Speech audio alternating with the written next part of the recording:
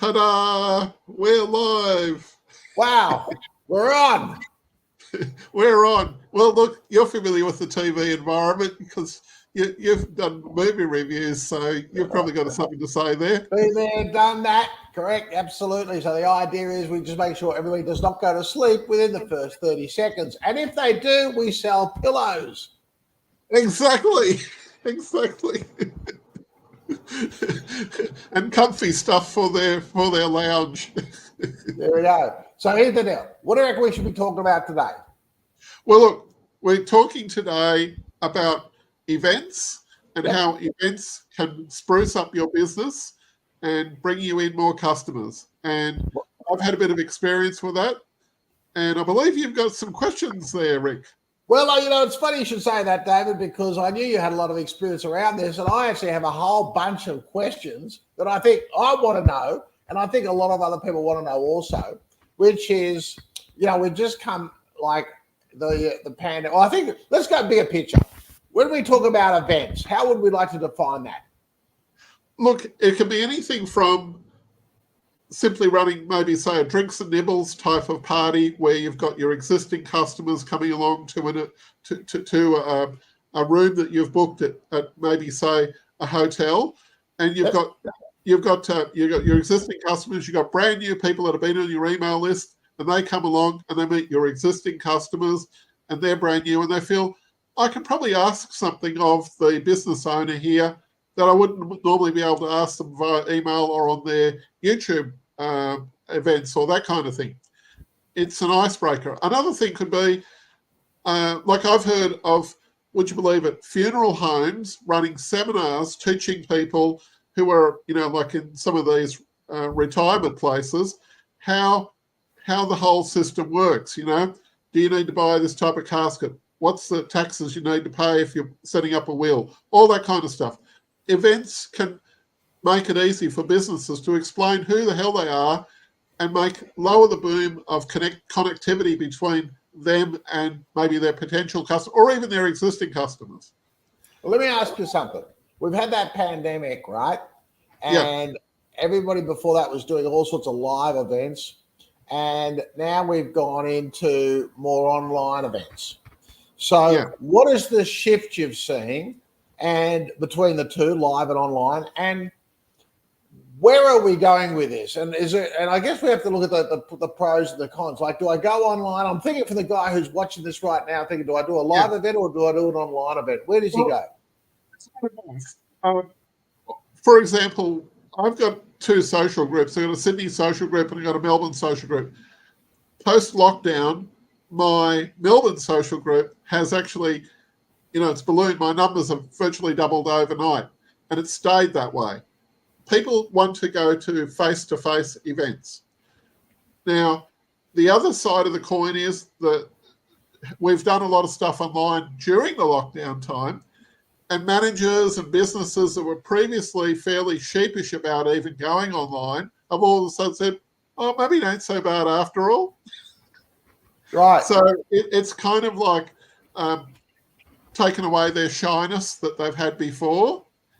So, look, there's pros and cons on both sides of it. I still believe you need to have face-to-face events because it shows that you stand in front of what you're doing. And secondly, there's money you can make out of running events as well. Right. And also, you can turn what you're doing as an online event into an exciting event that people love to show up for and enjoy while they're there. So whatever engagement tactics you had doing face-to-face, you can actually do some of that stuff online as well. I've been going to quite a lot of online events over the last few years, apart from running a lot of my own. And I believe there's lots of different ways you can engage with people and make it more exciting rather than just a whole bunch of boxes on the screen and saying, Jim, we can hear you speaking, but we can't see you. Right. Yeah. A bit like a seance, Okay, so Dave, here's the question. And I think there's a lot of guys are thinking this too. I used to do live events, okay, 3 days. 3 days live event, the big show.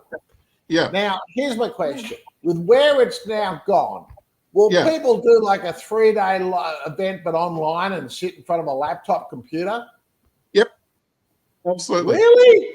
Yep, I know. Strange but true. But you still have to structure it in a way that allows for toilet breaks, a generous lunch break time, that sort of thing. Okay. And I've been to multi-day online events. So I've had an experience with the ones who run it properly do allow for, like maybe say an hour and a half for lunch break, and then they'll come back in with a softer speaker or a softer session straight after lunch to allow people who might be getting back late from lunch if they've had to go out somewhere, take the kids somewhere or that kind of thing, and then get back. So they structure it in a type of way that does make it easy for people. The whole thing is you've got to make it easy for the person to participate.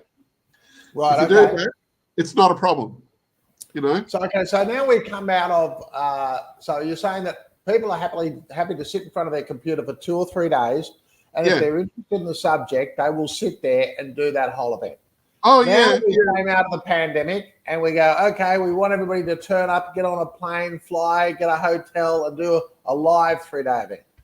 Have people been accepting to go back to the way it was and do the live event again, knowing that yes, absolutely. As a matter of fact, people are still booking for retreats. They will still book for conventions. And in the regular business-to-business type world, they are, in fact, still doing that. As a matter of fact, they're still paying over the top amounts of money, either thousands of dollars for several days away. They don't mind doing it. Remember, there is a lot of stuff you can get from being face-to-face. All of those things that companies get up to that they pretend they don't get up to when they're actually in the office, they tend to get up to when they're away on the retreat or the company convention. Right. So, yeah. I remember that about 2008, I did like a 3-day event on Bondi Beach, and I had like 200 people. I overtook the entire hotel. Can I just tell you, after that 2 or 3 days, I decided that I'm just a massive dating agency, because all I had was a whole bunch of people turning up and jumping everybody, right? I call it the booze and bonk, and I'm thinking, here I am in the real estate business, but everybody was there for the booze and bonk and a big party. It was like, wow. And then I realized people pay me $2,500 a month just as a big dating agency to see who they can meet. It was really quite an interesting dynamic, Yeah. Exactly. You see, you're being paid. You think you're being paid for your knowledge, but really you're being paid for actually saying, "I've set up this great thing. You know what my clients are like? Yeah, we do. Just run the bloody event." Yeah. Well, I saw a guy about 10, 15 years ago. I flew to Washington to see that great marketing guy. You might know his name, Dan. His name is Dan Kennedy. Yeah. Dan Kennedy. And Dan and I spent a day together. And Dan taught me something that was very, very interesting. He said people that go to events, probably only about 20% of them go there to actually learn what's at the event. Most people are at the event for a social life, a reason for being, purpose, social identity, connection, and a whole raft of other issues that had more to do with the fact that you were just there talking about toilet paper for 2 or 3 days. You know what I mean? It's like, look, I believe the 80-20 rule applies, definitely. That there are 20% there that say, whatever comes out of the mouth of the speaker, they really need that advice. The other, in varying degrees, it's a little bit of so-so. And secondly, there's also being able to tell your mates, I flew to such and such a seminar with such and such a speaker. So it's like, which airline am I flying with? It's a status thing. Yeah, and I tell you, the other thing was, I remember when Jane and I used to go to a lot of events. Yeah. And we used to think to ourselves, okay, but in the breaks, who are we going to get to meet? We were more interested in knowing who else was going to that event for the contacts and the contacts and the networking, more so than what the subject was. Do you know what I mean? Absolutely. Yeah. If you knew that a certain speaker was there, even if the speaker wasn't perfect, that didn't really matter. It was who else was in the room and who else can I spend my time. Matter of fact, I've got a 2-day seminar run by a Bob Proctor lady that I'm going to in the Gold Coast late next week. Now, I know for a fact that a lot of the audience there, she's got some of her best clients there, but there's a whole lot of people there that are probably going along there for the very first time that are not her clients. And the networking, because of the topic of the Bob Proctor education is a certain level, it attracts a certain type of prospect. So when you're in that room, somebody else has done all the target audience for you. Yeah, no, I get it. So let's move now then to the online. So we've just chatted a little bit about that whole benefits, those live experiences. How much of that do we lose when we do a whole online event? Look, I guess it depends upon the person. Once again, like doing in the face-to-face, you can shut out a lot of distractions from home. And secondly, it also depends a little bit upon the skills of the presenter, particularly if it's a seminar type of environment. Some are very good at being able to explain stuff. Some just want to data dumps. You've heard the term data dump. They'll give out a lot of information, but they won't structure it in any particular way that will be beneficial for the person receiving it. Okay. So, and is that done deliberately? No, not. Look, I just think sometimes some people have a certain amount of skill with what they're doing, and that's as far as they've gone. And there are others who have probably studied ways on how, or got mentoring on how to run a seminar in a particular way to get a particular specific result out of the audience that you've got there. In other words, I know some people that can sell to 60% of the room that they've got in their audience. Maybe so they got 80 people in a room or 100 people in a room. They will sell to the majority of those and close them on a high ticket offer, which might be $4 or $10 or $50,000 per person, purely because of how they structure those 1 or 2 day or 3 day events. So what you're really saying is it's not just about the content, it's the delivery of it. Oh, absolutely. Absolutely. You can't look, if you wanted to accept the status quo of saying, okay, I'm only going to get 20% there, or I'm only going to maybe upsell or whatever, you're not really flushing it out as to where the potential really is, and also not really looking at your content in a way that's going to say, well, okay, I'll take it from here, and what is the emotion or the emotional arc that the prospect or even your client is going through in the process of understanding that information or the structure of what you're trying to get across to them, because they're going through emotions. And if you want to actually get any kind of reaction out of people online, you have to work with their emotions, not just with their brains. Yeah, no, I know how that works, mate. If we all thought with our brain, we'd all be single. That's right. World population will be a lot less. It'll be a lot less. Okay, so let's talk about event location. So I understand if I'm going online, obviously my event location's on my laptop. Now, well, let's just start that for a second. I'm going to do an online event. Yeah. What is the best delivery vehicle? Like, do I deliver it to a Facebook? Do I deliver it to a YouTube? Do I deliver it, like, what are my best tools and what are the best delivery destinations when I'm doing an online event? What do you mean by delivery destination? Do you mean that well, by the what do the people? Yeah, what do the people have to click into to watch it? Like, I find some events, if I don't go on Facebook, I can't watch the event, so I'm forced to go to Facebook to watch it. Now, for me, I find that a pain in the ass. Yeah, well, that's the case. It depends upon, once again, the person who's actually running it and what capabilities they got. I've seen a whole wide range of different. Look, we're on StreamYard right now.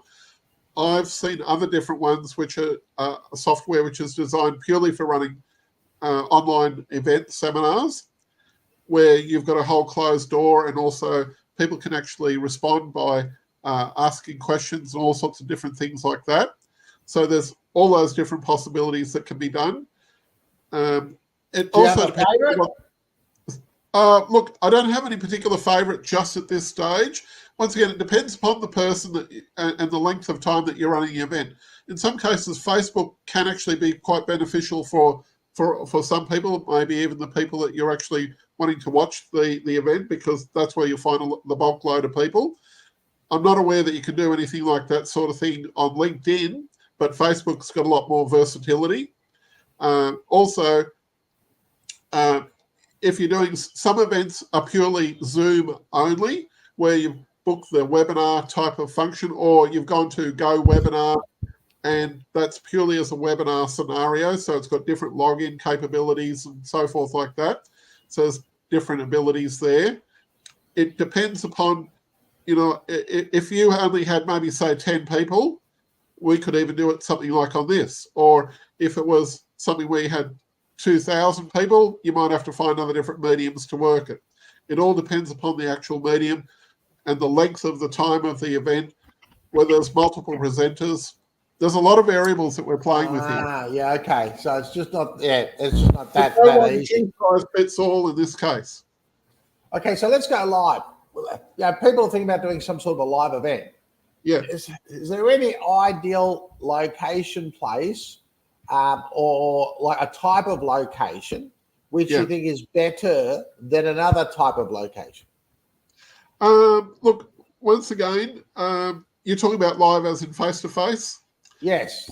Okay, face-to-face. Look, I suppose it's a case of what kind of a feeling do you want your prospects or your customers to walk away from once they go to that event? Is it something like, for example, I've ran a lot of luncheon events. As a matter of fact, I even had you as a guest speaker at one of my luncheon events. But I remember one particular one where I was working with a company and we were selling, we're giving away tickets to lawyers to go along to an event that was held right near where the Opera House is, the Sydney Opera House. And it was at a restaurant that had a little bit of a closed room. And they were getting in a guest speaker who was well-known columnist in one of the newspapers, but he was also a bit of a funny guy as well. And we basically had a 3-course lunch, but it still had to fit between, say, 12 o'clock and 2 o'clock because these were lawyers. Anyway, the upshot of it was that, hey, we're right next to where the Opera House is. This is a $200 meal. You can have a bit of wine with it if you want, whatever. It's not too far for you to stumble back to your office once you get back to Circular Quay, so don't panic. And the guest speaker. Now, the walk away from that was to break the ice with company XYZ that sold photocopiers, and in the process, make them a little bit more touchy-feely, like as a, well, these are people you can talk to, rather than just have some guy rock up and do a presentation at your company and away they go. This was kind of like saying, okay, we're going to have a serious presentation about this, but our icebreaker speaker is this guy. And anyway, the ultimate upshot of it was the company that did this particular promo had a whole lot of proper inquiries because the people who showed up at that event were already in the right looking zone for this particular type of product. It was several $100,000 to buy this photocopier scanner thing. And they felt the professionalism of the event that was ran before their very eyes showed them this company is competent. If I buy this product, they're going to look after me, blah, blah, blah, blah. Not just some sales guy that showed up at the office on the 25th floor and presented it and walked away. It's an experience that they're trying to sell. So you've got to work out what experience or what emotions do I want my prospect or customer to go through at the time they walk away from that event and then work back from there. Among other things. Sure, you've got a product or whatever, but how do you want to make them feel to understand that better? And some things can't be sold just through a 1-hour pitch. They need to be something that people can say, okay, I need to think about this and do I really trust you guys, blah, blah, blah, blah. That kind of thing. So when I'm going to have, let's say we're going to have an event and I want to set up an event. I said, Dave, let's have an event. Yeah. How much lead time is the ideal amount of lead time to give people for an event that we're going to have? Look, at the very raw minimum, I would say 4 to 6 weeks.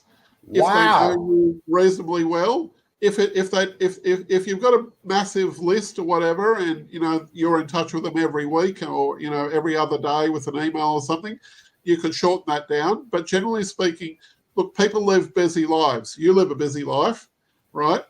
Other people I know live very busy lives. They need a lot of reminders for an event to show up or to block aside that time, particularly if they've got a very busy, if they're above average busy. And secondly, you might want to offer them an event on, if it's a short event, maybe say a 1 hour or a 2 hour event, you might want to offer them one alternative, maybe say a Wednesday night or something like that, maybe say a Saturday afternoon, whatever the case is. to allow for their time, and then work in with that, and then give a bit of time for it so you can get the right number of people. If it's a very high-priced, high-ticket type of event, like a retreat weekend away, I would put that at the very minimum, I'd put that in the diary for maybe say 3 to 6 months, but ideally up to a year ahead. Because that way Dave, people. So when I see these people pre-pandemic, they would do like what I call an info night for a couple of hours, and it might go from 6 to 8 or 7 to 9. And obviously it was introducing a product or a service or something like that. Yes. So do people still go along to those sort of things? They do, but these days most of those are done online. Some are still done face-to-face because there's different pluses and minuses. If you can do both, an online and an offline event, once again, depending upon the particular type of event that you're selling, yes. One of my friends, she runs in Melbourne, she teaches people NLP. And what she does is she runs preview types of events virtually weekly on her own, in her own Facebook group. Right. And you get people joining up to a Facebook group all the time that want to know these particular skills, and and she's got a lot of them. The people that show up to her Facebook group, she does a Facebook Live, usually 2 or 3 different topics, of course, that she'll have on those little mini webinars. Some of them last only half an hour, some of them last an hour, maybe even 90 minutes, depending upon the topic. So when you do a Facebook Live, I guess the advantage is people can ask you questions whilst you're doing it live, and you can answer the questions. Is that right? Absolutely. Not to mention the power of Facebook, in this case, also the power of YouTube as well. When you're doing a live broadcast, you reach a lot more people out there than you will just by doing a pre-recorded event, because the algorithm pushes it out, and even on Facebook, it pushes it out to oblivion that you can't even match on paid advertising. Wow, now I don't think most people know that. So if I was going to throw your money away when you can do it for free, you know. So what you're really saying, let's say I wanted to educate people for 5 minutes on how to do something, right? Start a car, drive a car. So what I'd do is I'd have to advertise. So I'd advertise it for a couple of days. So I'm going to do a Facebook Live. Would that be right? Yeah. So you tell people, like a T database, you can do a Facebook Live. Then you do the Facebook Live. But when you do the Facebook Live, the algorithm will tell a lot more people about it than just the people in my little group. Is that right? That's right. In some cases, you don't necessarily have to announce. You might either just do it spuriously on the moment, or if you did get into a little routine, say you did a Monday morning, I just did a little bit of a half-hour segment between 8:30 and 9 o'clock, and that's all you did, and you just went through blah, blah, blah, blah. Here's the latest that's going on. By the way, we got this. I just wanted to explain a bit about this. Doesn't have to be anything there, but you'll even when you don't worry about those who are watching it live then and there. It's what on Facebook. It's more what happens after the live goes out. It just keeps getting pushed and pushed and pushed. If you did that every week, you'd be a rich man, in 12 months. Now, I've seen, Dave, some people, I might go on YouTube and I'll go to a particular channel I watch on YouTube, and it'll say, ABC John Brown will be going live in 30 minutes. Now, does that mean with YouTube, you can now go live and do these live kinds of things on YouTube? And that's exactly what we're doing right now as we speak. We're live right now. Yeah. Right. So it doesn't matter so much those who are watching right now, but look, if we did this, say, regularly at this time, regularly each week or thereabouts, we will have pretty soon a following the same way. It's just consistency is the key. That's all. Okay. So do we have to worry about the fact of, like, I can see a lot of people saying, well, gee, if you go live, I don't really get the chance to edit out all the bloops or the things I say wrong or cut it down. You just have to be a little bit more measured, and that's okay. And for those things that you want to do in depth in a different way, save it for a different type of pre-recording event. Got it. So there's certain limits, but allow yourself the ability for what you're doing, like we're doing now. There's a certain amount of limit that we've got with that, But if it's something you need to go a bit more in depth or whatever, then save that for another time. So let's talk about the content of live events. When you do a live event, is the content designed to be really a lighter event taking people to somewhere else, or is it the design of a live event to give hard-hitting information, or the headspace of the people aren't there when they watch a live event and they're going to find that's all too taxing? No, not necessarily, because people might watch it 10 hours later or 10 months later if you've got it there. You can take down a live broadcast and then maybe do an edited version of that if you want to. Okay. Typically, the way of looking at a lot of this stuff is 70% inspiration, 30% information. Okay. Right. So you're giving... You don't have to tell the nuts and bolts of everything. And by the way, my nose blowing is because I've got a hay fever condition. So just to let you know, if you stick it to a few shiny nuggets that you're talking about, and the rest can be inspirational or, hey, get and do this, or storytelling. You like what you're doing there, telling stories there about what happened from a while back. That's people love to hear stories. Right. It doesn't always have to be factual information to the nth degree. It's got to be fun for you too. So listen, when you do it at a live event or an online event, how important is it that people register for it as against just turning up? Look, it all, once again, depends upon the situation.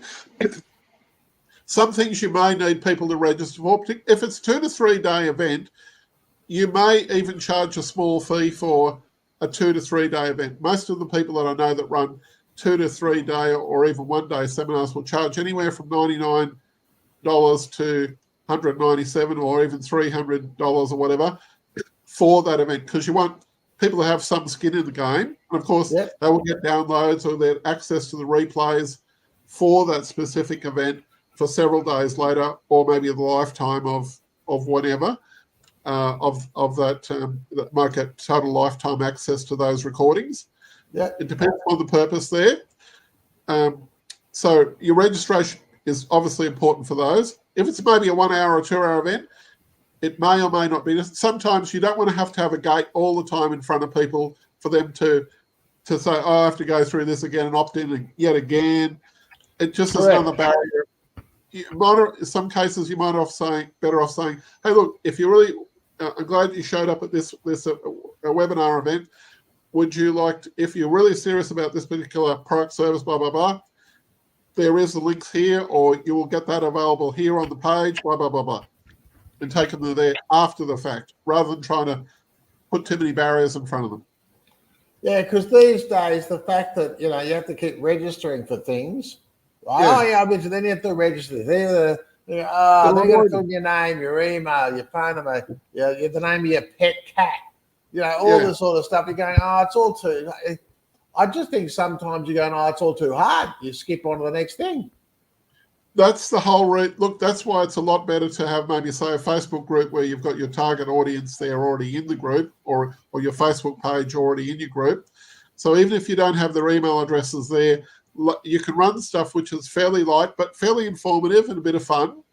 And then those ones that are not really on your email list yet, then you can transfer them onto there by saying, well, we've got this other event coming up. It's a little bit more serious, a little bit more detailed. Love you to be a participant in it. You will have to register for that event. Yeah, okay.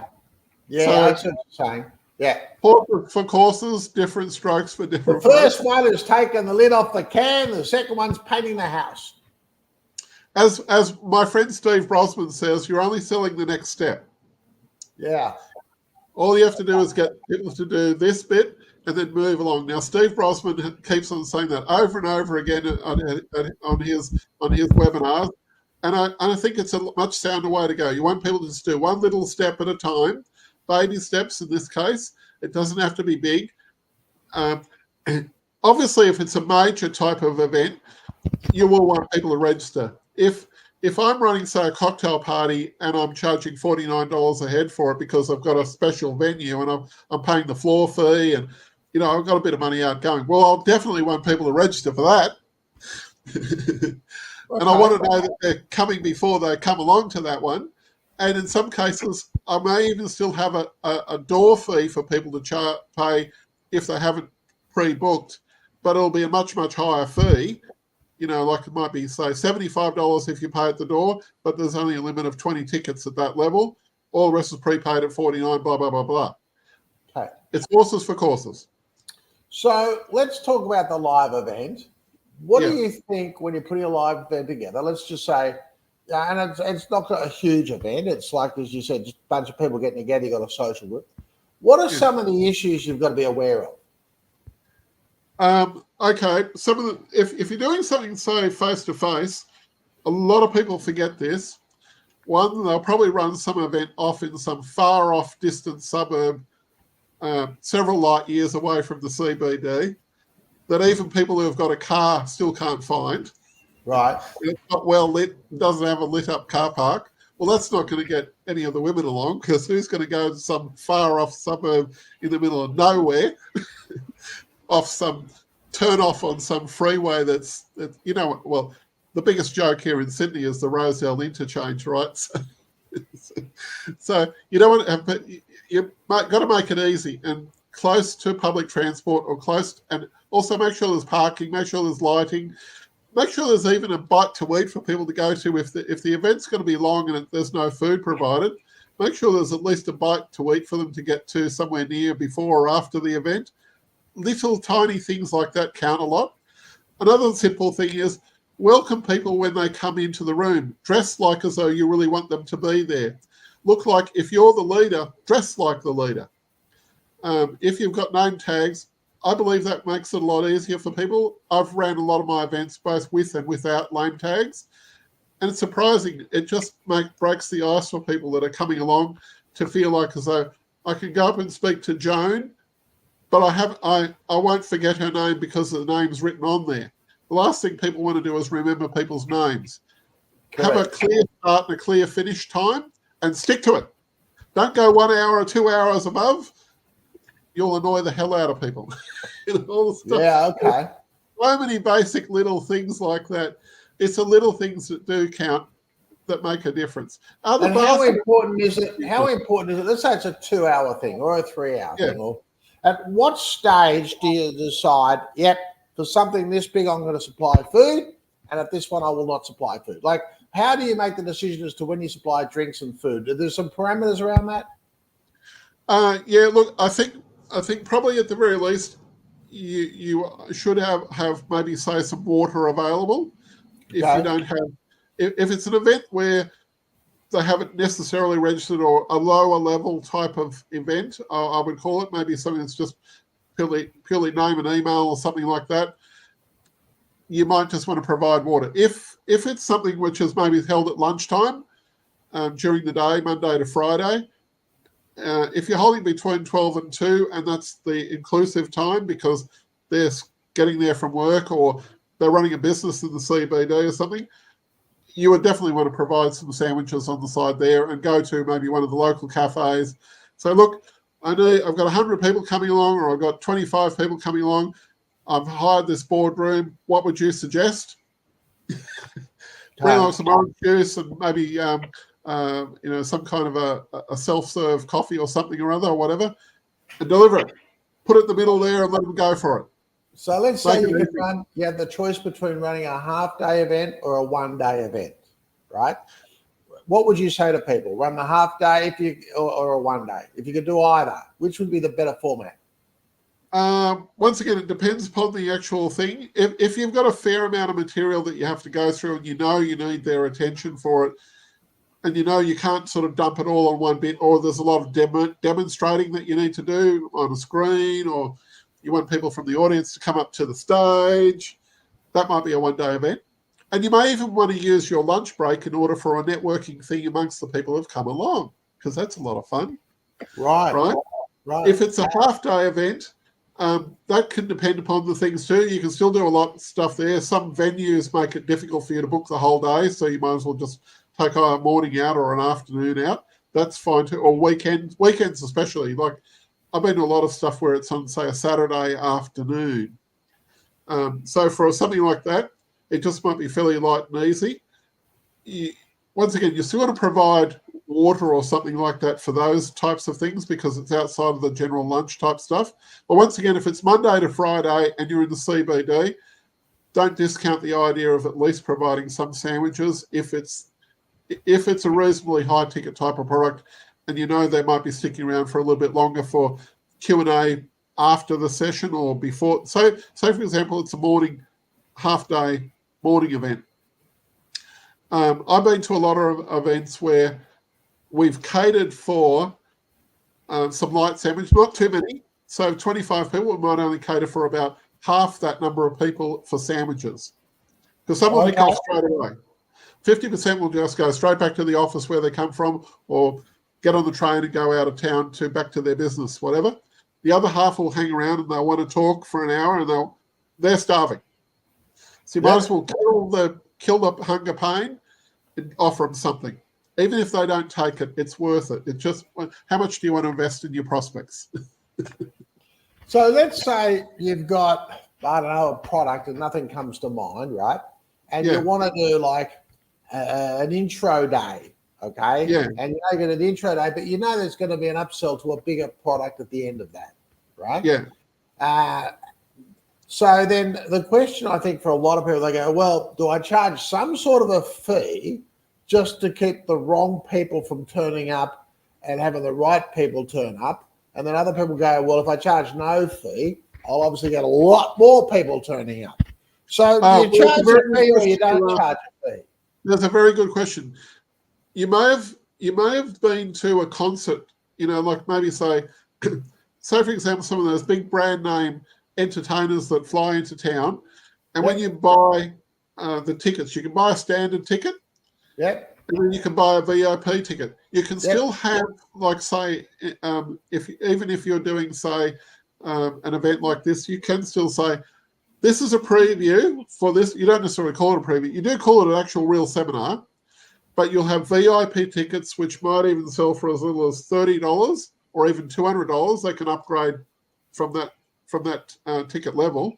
And you're providing maybe, say, a little mini course that they can access if they buy a $200 version of it, or $30 if they're just buying just purely the VIP seats at the front of that event. Right. So you've still got your free crowd up the back. You've still got your free crowd online. So you can probably live stream a bit. I mean, this is fairly so you can have a free event, but if you want to sit up the front, you'll charge a fee for that. Yeah, that's right. And that might even allow access for you to shake hands with the presenter, maybe ask a question or something directly. If there's a Q&A session, it'll be favoured more for those people, blah, blah, blah.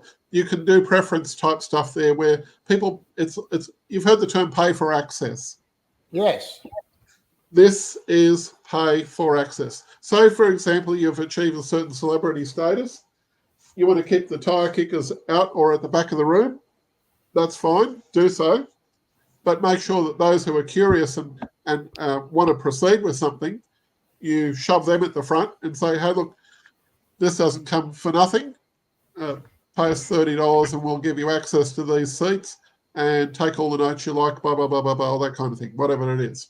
And by the way, you'll be in the photo thing that we've got up at the back with the lights and the cameras and the brand board behind. And you can get a photograph with Mr. or Miss X who's running this seminar. So usually when you see all these people on their Facebook photos with celebrities, they've usually been paid for at events. Would that be right? Not always. Look, obviously some of those award type events, that's a different thing. But a lot of the small business type ones where they have a seminar or whatever, some of those can be. But I'm just saying this is what's happened. This is the trend that's happened in the last 10 years or so. 20 years ago, it wasn't such a big deal. Matter of fact, a lot of people used to struggle with getting people to free events and so forth. I started personally charging as little as $10 to get people to come along to some of my writers' workshops. So it's was it because you needed the $10, you had a cost basis there, or you just wanted to pick who was serious and who wasn't? It was a bit of both. I was giving away some definite serious information in my preview. So I did call it a mini seminar. So I was giving away real live info. They could have walked out from that seminar alone and just written their whole book. They wouldn't have even need me because I gave away everything in the slides. But it's those who wanted to proceed to booking for the 1-day seminar or 2-day seminar afterwards. They were still in the audience. They'd invested the $10, but they were willing to proceed a bit further. It depends upon their dream was bigger and a little bit more urgent. Right. Okay. Yeah. So it's a case of the prospects will self-select themselves along the way. And I've been to some real estate seminars where you pay to get into the seminar to be at a VIP level, but you get a whole lot of other stuff later on afterwards. You get a downloadable course, you get this, get access to other Q&As and all that type of thing. So it is possible once we're in the structuring of how you do what you do. So, pardon my nose here. But yeah, so there we go. So there's a few different possibilities you can play this whole thing with. So yeah, hope that answers a few questions there. It sure does. Well, I think that's been pretty helpful actually for people who are thinking about doing a meeting, whether you do an online meeting, do an offline meeting, some of the pros and cons. Yeah, well, that's right. And look, there's a lot of different things. Look, with a lot of events, you've asked a lot of questions that cover a wide range of different types of topics and so forth like that. And the reason why I kept on saying depends all the time is there's no hard and fast answers, but there are, I should say, there's modes of delivery that you can actually use for this sort of thing. So if you work out what the end-line goal is, there's a setup for doing that type of thing. Look, even just simple taste tests at a cafe. I was co-managing a cafe with a friend a number of years ago. We did a taste test one day. We held it in the morning before the lunch, so it was outside of our brekkie time. It was outside of our lunch time. It was just in the soft time between 9:30 till 11:30. And it was just simple as people testing this, trying that, testing this, trying that. The staff had a lot more fun. Our customers that came in were a little bit so-so, but it got a bit different kind of connection to them than what we would have otherwise got before, including a few newbies that were in offices that we didn't even know existed near where we were. So that was the strange thing. I wouldn't say on the numbers side of it, it was a really big deal, but what it did for our staff was unbelievable. So you just don't know which buttons you're going to push when you run an event. So there you go.